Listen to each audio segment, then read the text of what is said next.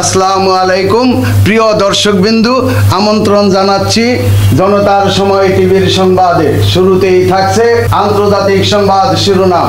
অনাহারে গাজাবাসীদের মৃত্যু রোধের আহ্বান বারাক ওবামার।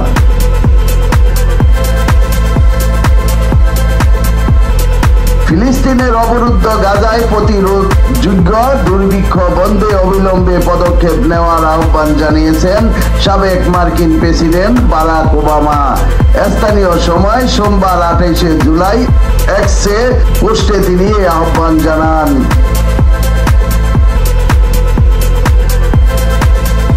মার্কিন সংবাদ মাধ্যমের একটি প্রতিবেদনের বরাত দিয়ে ওবামা বলেন, যদিও গাজা সংকটের স্থায়ী সমাধানের জন্য সব জিম্মিদের ফিরিয়ে দেওয়া এবং ইসরায়েলি সামরিক অভিযান বন্ধ করা আবশ্যক, এই নিবন্ধনগুলো নিরীহ মানুষের মৃত্যু রোধে অবিলম্বে পদক্ষেপ নেওয়ার প্রয়োজনীয়তাকে আন্ডারস্কোর করে।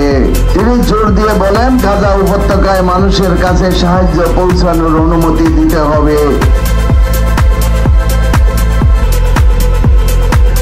সাবেক এই মার্কিন প্রেসিডেন্ট আরো বলেন, বেসামরিক মানুষদের থেকে খাবার এবং পানি দূরে রাখার কোনো যুক্তি নেই। এর আগে রোববার বিশ্ব স্বাস্থ্য সংস্থা WHO সতর্ক করে বলেন, গাজায় অপুষ্টির হার উদ্বেগজনক পর্যায়ে পৌঁছে গেছে।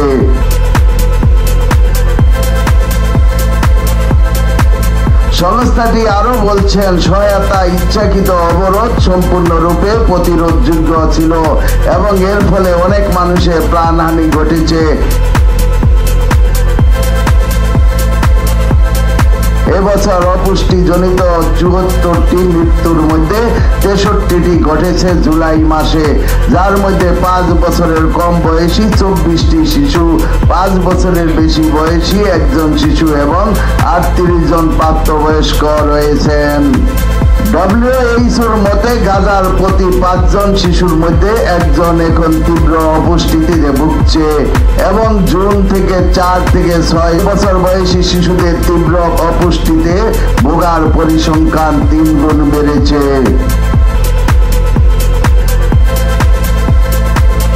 ইসরায়েলের অবরোধের কারণে গাজায় সৃষ্ট দুর্ভিক্ষ পরিস্থিতি নিয়ে শুরু থেকে উদ্বেগ প্রকাশ করে আসছে জাতিসংঘ।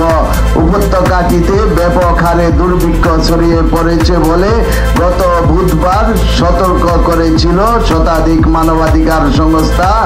এছাড়া গাজায় দেখা দেওয়া ভয়াবহ বিপর্যয় থামানোর জন্য ইসরায়েলের প্রতি আহ্বান জানিয়ে গত শুক্রবার বিবৃতি দিয়েছিল যুক্তরাজ্য, ফ্রান্স ও জার্মানি। প্রিয় দর্শকবিন্দু, আজকের প্রতিবেদন এই পর্যন্তই শেষ করছি। আমি মনসুর রহমান পাশা, জনতার সময় টিভি। আল্লাহ হাফেজ।